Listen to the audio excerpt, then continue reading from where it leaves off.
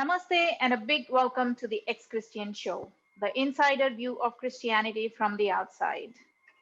I'm happy to be joined by Dr. Raj Vedam in this episode. Dr. Raj is not new to dharmic circles. He's a fellow intellectual Kshatriya working tirelessly to illumine minds of young and old Sanatanis that have distanced themselves from their heritage. Dr. Raj is an electrical engineer by profession and is an expert in the Indic knowledge systems and their scientific value.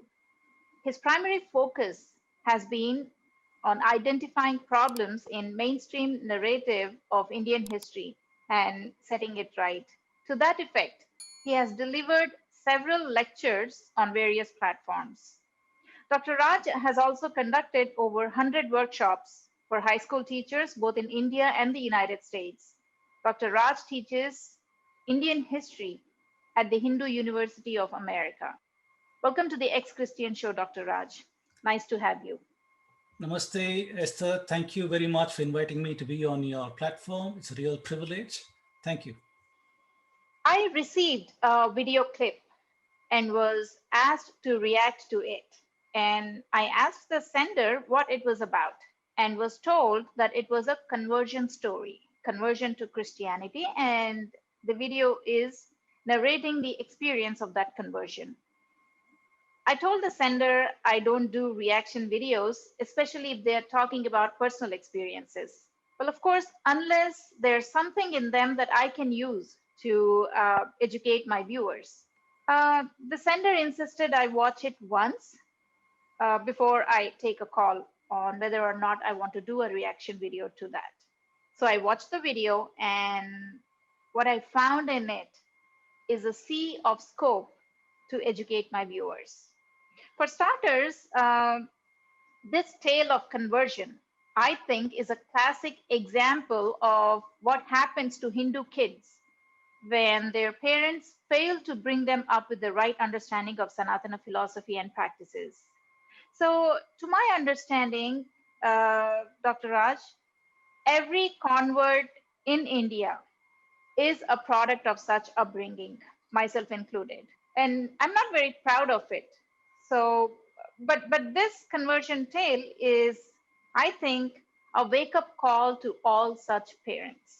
And that's the only goal of this video. I want to make that very clear at the outset.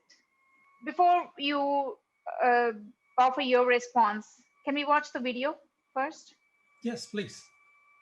My name is Uma Murthy. I'm going to share my long testimony, but in a very short manner, just in brief. I hail from Chennai. I was born and brought up in a very orthodox Hindu Brahmin family. And the way the Lord touched me was very different and very miraculous. I was born as the last daughter among the 4 daughters in my family. Least but not the, the Lord chose me. I don't know why. I used to wonder, why Lord? Why me?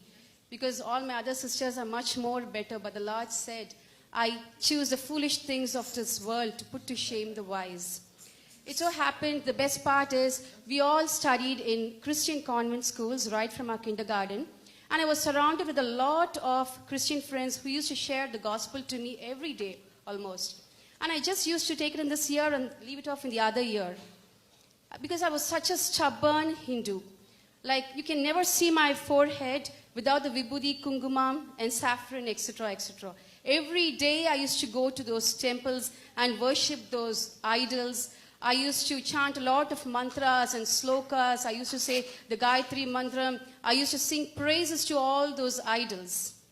So I was such a stubborn person. I thought I was sinless. I was so pious. I thought I was so holy, actually. And it so happened in the year 1998 when I was doing my 12th grade. Just for the fun part of it, I just went for an SU camp. The message actually, fortunately, touched me. It was a message shared by a sister from Isaiah chapter 45. She said, the Bible says that we cut wood from a tree. One part of the wood we make an idol and we worship it. And the other part of the wood, we just use it as firewood for cooking. We are actually worshipping the created object and not the creator. So if you have brains, think and see. She pointed out to me in front of the whole crowd among my friends. So I felt so bad that day. If you have brains, you can imagine, somebody pointing out when you are a teenager. So that night, I had a sleepless night. So out of a critical mind to just research and criticize, I just opened the Bible, started reading it. Because I've never understood all these things when my friends said, because no one can convert another person. Because nowadays, they say Christians convert others, but it's not possible. I'm a proof for that. Because conversion doesn't happen by compulsion. It is a conviction of the heart. Right? So, salvation is the Lord's. The Bible says that. So, it so happened, when I started reading the Bible, for the first time in my life, I got to know that idol worshipping was a sin. I've never known that. How can I create an object and ask the Creator to come and sit into that? Such a big, great God who created me, who wants to carry me. Okay, I want to carry him now. How can I do that? Okay, for the first time in my life, I got to know that I was formed with sin in my mother's womb. Because I was so proud, I was sinless, I was pious and holy. And the second thing which really touched me was I can call this God as my own father. The God of the Bible is my father, my Abba father. When I was a Hindu, I used to call the names of 1,000 gods. Almost 33 crores gods I was worshipping. But no God did I have a personal relationship like how I have with my Jesus. I got to know only this Jesus wants me to have a personal relationship with me. No other God can do that. And above all, I had a surprising news that I can worship this God however I am, wherever I am, in whichever form I am, like whether I am clean or not physically. Because, most of the times in Hinduism, when the women are unclean during certain days, they are not allowed into the holy sanctuaries, the temples, etc., etc. Even Islam follows that, I suppose. But it was real news, good news to me, that I can worship this God irrespective of my physical uncleanliness. I can just worship him anywhere, however I am. He sees only my heart, not my physical uncleanliness. And he doesn't expect my sacrifices because he has already sacrificed himself on the cross of Calvary. I needn't climb the Himalayas. I needn't get myself dipped into the Ganges. I needn't go to the Sabarimala and do all those sacrifices for him because he sacrificed for my sins. He carries me. I need not carry him. So on that day, I accepted Jesus Christ as my personal Savior. And the Lord spoke to me from 2 Corinthians 5:17, that if any of you is in Christ, he is a new creation. The old is gone and everything has become new. So that day when the Lord spoke to me, I'm again stressing this, nobody told me to take baptism. The Lord spoke to me to take baptism from 2 Corinthians 5:17. That day I got baptized as well as with the Holy Spirit. And the journey wasn't that good. The Christian path is such a narrow, tough path. Of course, a lot of persecutions, a lot of tribulations, a lot of cries. Most of the days my restrooms were my prayer rooms. It was so tough, the journey. Again, long story made short. But finally, the Lord was carrying me and he guided me in my profession, in my education. He made me a lecturer and everything. And my parents were seeing this, and slowly they accepted the Lord, and they started praying for my marriage. And I was so stubborn, I will get married only to a born-again believer. And according to my parents' wish to get me married to a Brahmin convert, according to their heart's desires, the Lord fulfilled their heart's desires too.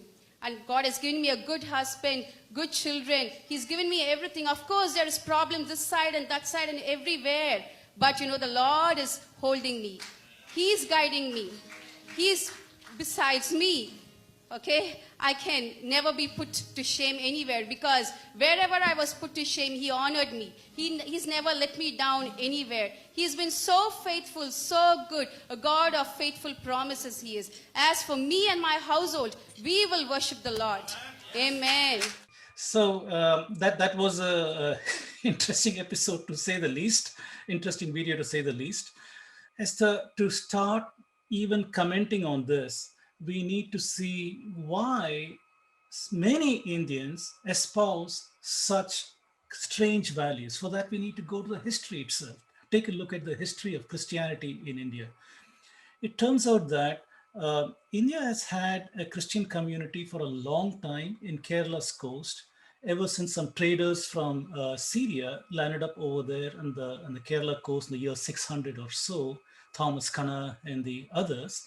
And they started a small community over there. For the most part, they lived basically among themselves. After the Christianization in Syria and other places, these people were fleeing the persecution and they were settling in places. Now, the next big introduction of Christianity came with the Portuguese. After Vasco da Gama, the Portuguese came into India with huge armadas, huge numbers of ships and warriors and those kinds of things, and they invaded the west coast, literally, of India. The Portuguese were like the Taliban of today. So they were not interested in Indian knowledge systems. They were not interested in anything but to kill, murder, and rob, rape, pillage, and take away the gold of India. And along with the toxic mix, the missionaries also came along. People like Xavier, for example. Xavier and others who had proposed that written to the Pope asking for an inquisition of the people over here to prevent the neo converts from going back to their old practices. The next big power, the Dutch. The Dutch came and to Tranquebar and the missionaries like Bartholomew Ziegenbalg. So these people came and they started collect. The Dutch were also interested in Indian knowledge systems. So they started collecting Indian texts and they started propagating the religion. At that time, the Nayaka ruler in southern India, he was Raghunatha Nayaka, very powerful, proud man, Hindu. Ziegenberg was caught by the police, if we can call them the police of the Raghunatha Nayaka, and thrown out of the territories, telling, go back to the Dutch lands, you cannot proselytize over here. Well, let's move on from the Dutch period to the French period.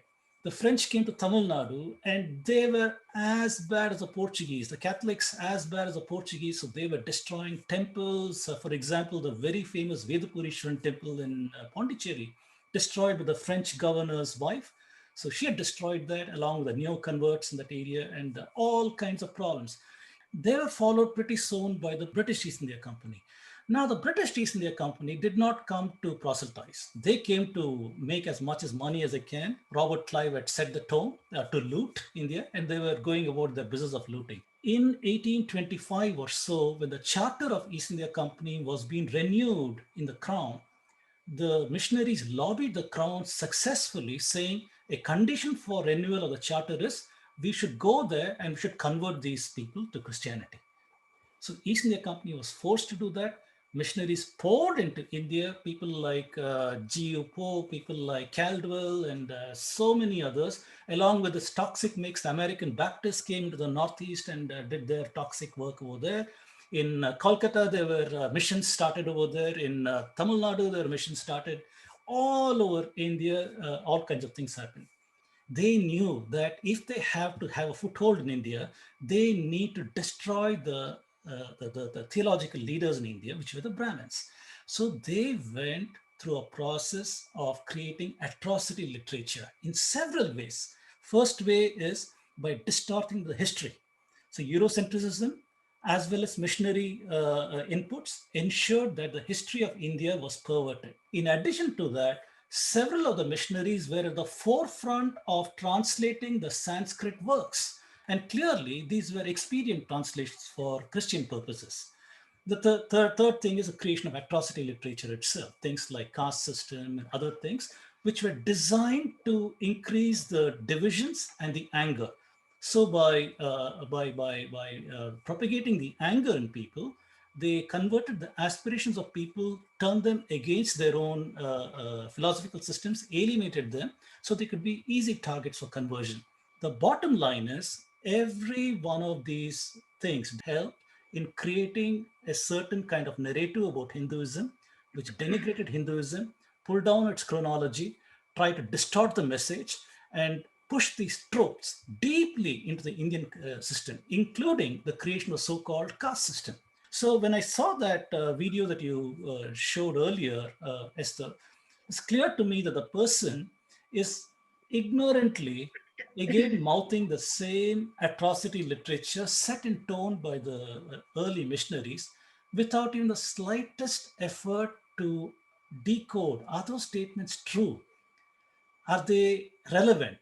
Is any aspect of them relevant? So she's not made any effort.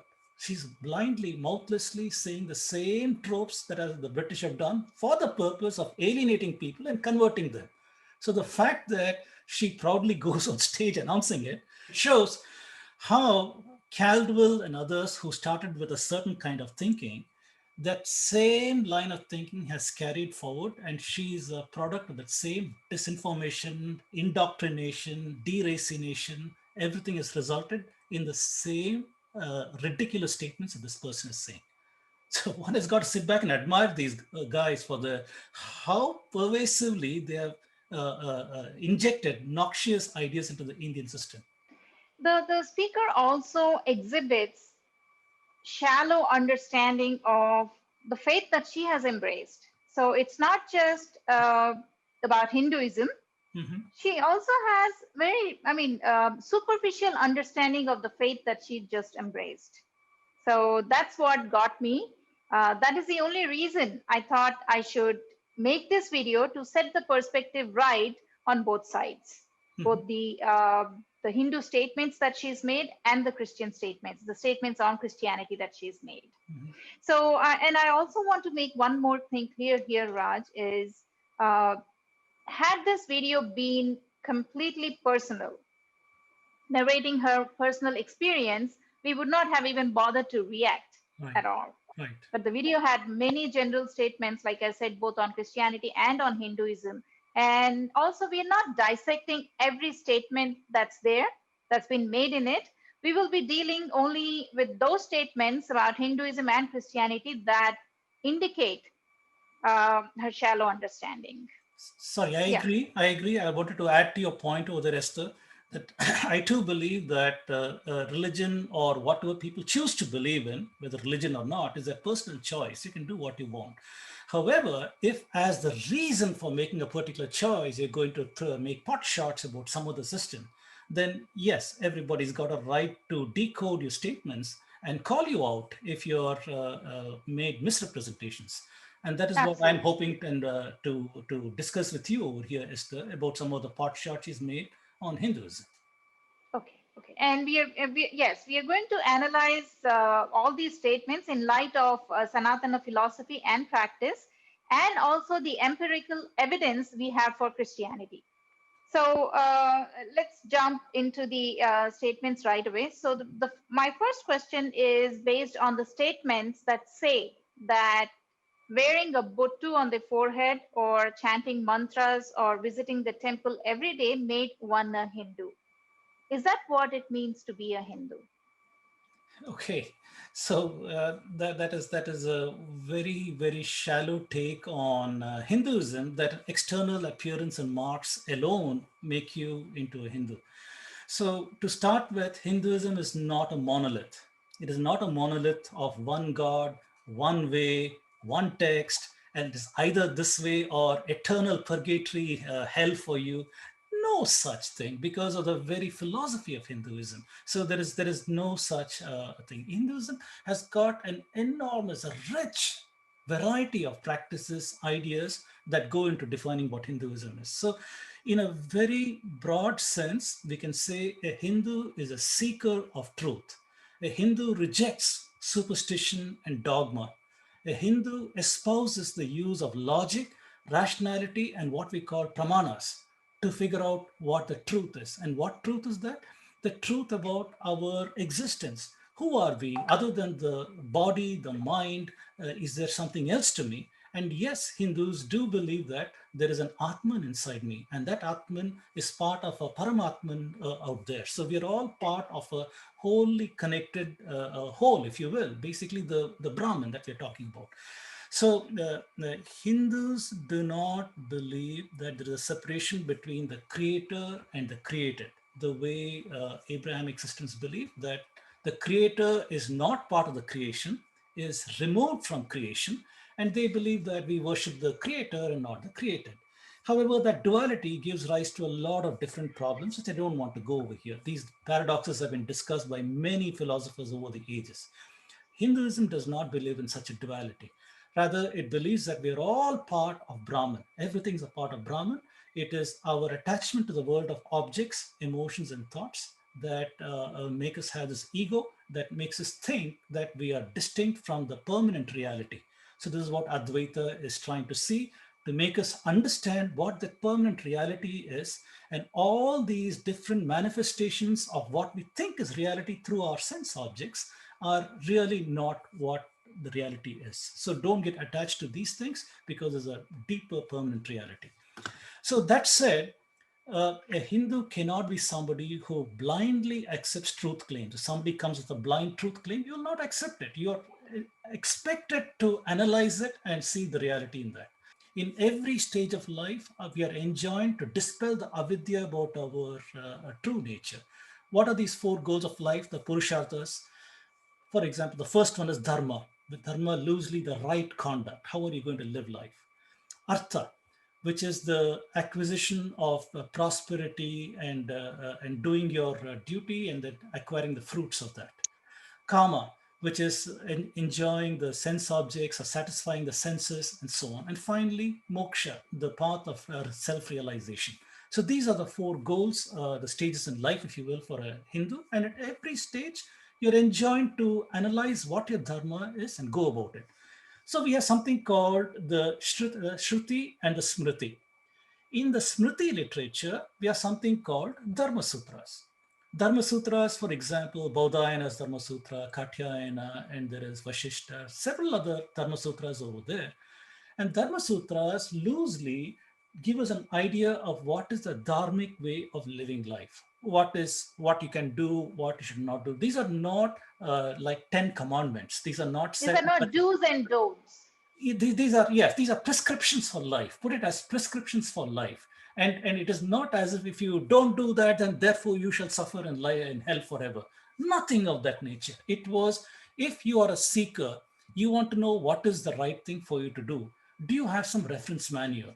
And these best can be described as some kind of reference manual by thought leaders of each periods of time. In some period of time, Katyayana. In some period of time, Baudhayana, Apastamba. Different thinkers wrote Dharma Sutras based upon the society that was prevalent at that time. And there was a thinking also that Dharma Sutras are like what we have as like a constitution. They need to be changed with time. As time changes, you'll have to see the relevance of some of the earlier recommendations and try to change them. So Dharma Sutras also say that if there is any dispute in understanding a Dharma Sutra, you must appeal to a higher authority. And what is that higher authority? From Smriti literature, go to Shruti literature. You might go to finally Vedas. Vedas are the final authority. So there was an understanding that one could contest even some of these loosely called reference statements, how to live life, and try to get deeper understandings from earlier Smriti texts, Shruti texts, and try to make new sense out of these statements. So Dharma Sutras also talk about traditions. These traditions are called samskaras. So these samskaras we can think of as symbolic ceremonies and so on, which define the rich tapestry of what it means to be a Hindu. There are about 40 samskaras. Some people say only 16 of them are very important, but let us go with that 40. So among those 40 samskaras are various things like, let me give some groups. So there are samskara groups like prenatal samskaras. Before the child is born, there are some practices that you do. Childhood samskaras, educational samskaras, marriage samskaras, and funeral samskaras. In today's India, most often, many Hindus follow marriage samskaras and funeral samskaras. As part of marriage samskaras are things like practices like Mangal Sutra, the wearing of sindoor. All these are cultural practices that are there in samskaras. So when I choose to follow a samskara, I know that I'm connected in time and space to the things that my earliest ancestors did. So if somebody comes and says, I'm wearing a buttu or a vibhuti and this is what makes me a Hindu, one has got to understand there's a rich cultural, historical significance for these things. So it is very shallow for somebody to come and say that I don't want to wear this buttu, don't want to wear this bindi, and these things are what are Hindu, makes me Hindu. No, no, no. One has got to decode such statements at very, very deep levels. So, what do you think of the statement that says, I'm a Hindu because I chant mantras, or going to a temple makes me a Hindu? So very interesting, very interesting, and that is something that many people would like to know, because we have lost so much of knowledge systems on Hinduism thanks to these deracinating forces that I talked about, the Eurocentric forces, missionary forces, today's Marxist forces, leftist socialist forces. All these people have deracinated us so much that most people don't know what exactly does it mean when I call myself a Hindu. Does my chanting of mantra make me Hindu? Does my going to a temple make me Hindu? Yes, yes, yes, and yes. All of these and much, much more. Much, much more.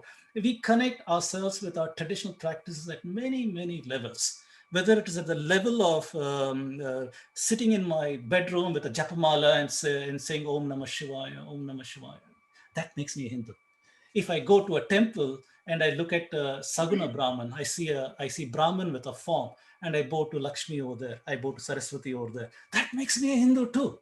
That makes But me a does Hindu. the ritual itself make one a Hindu? The ritual of going to a temple or the ritual of chanting mantras without even knowing the significance of those activities and the meaning Right. of those mantras, does Right. that make one a Hindu?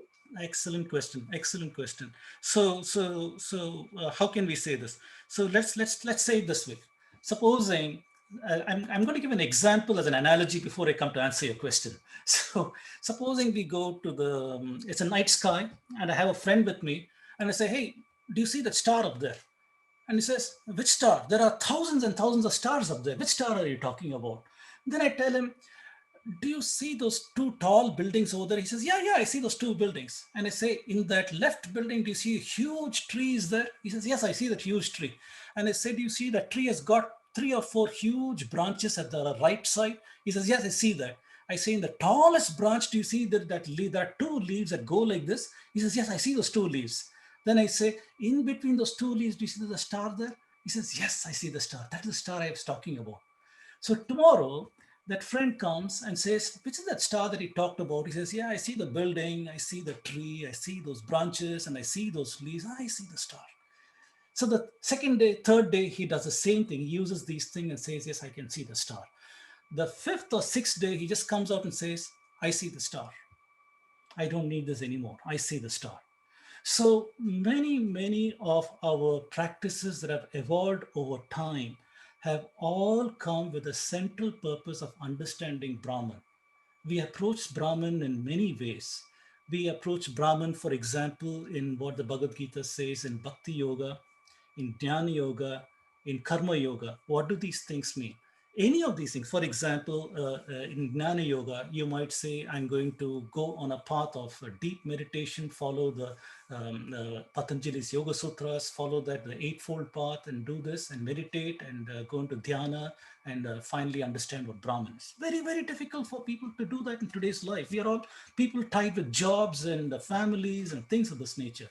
And this is what Arjuna asks Bhagavan Krishna in the famous Bhagavad Gita. How do we do this? And Bhagavan Krishna says, there is another path too. You can follow the path of Karma Yoga, for example, where you're a householder, but whatever you do, you offer it to me alone. In other words, you know there's a permanent reality over there, and that permanent reality is Bhagavan. Everything else is change. That change is not permanent. And that is very apparent in our time lives too. If we take a look at a chemical reaction, we take two chemicals, pour them together, within seconds it changes color. So I don't have the time to look at every individual molecule, but I know that earlier it was that color, then in 1 second it changed color.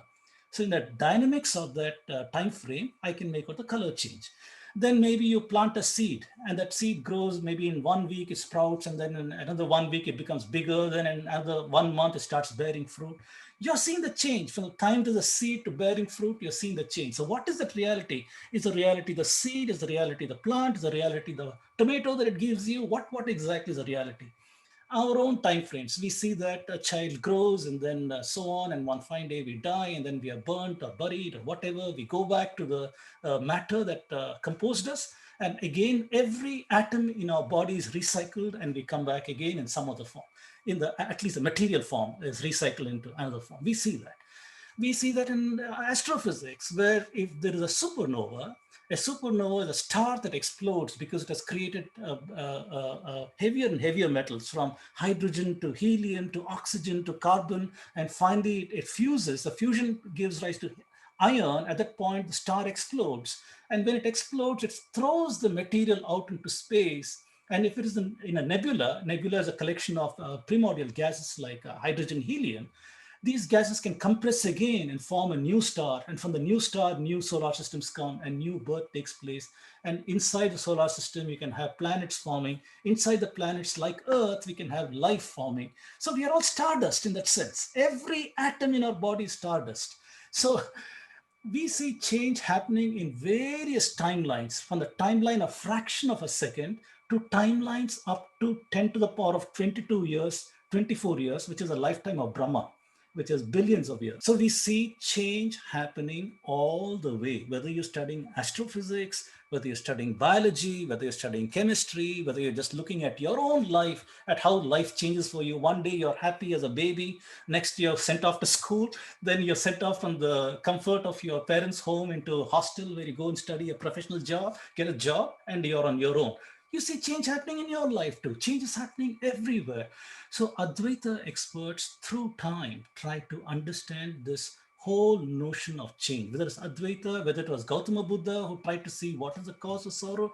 Every Indic thinker saw, is there a permanent reality? What is the meaning of change?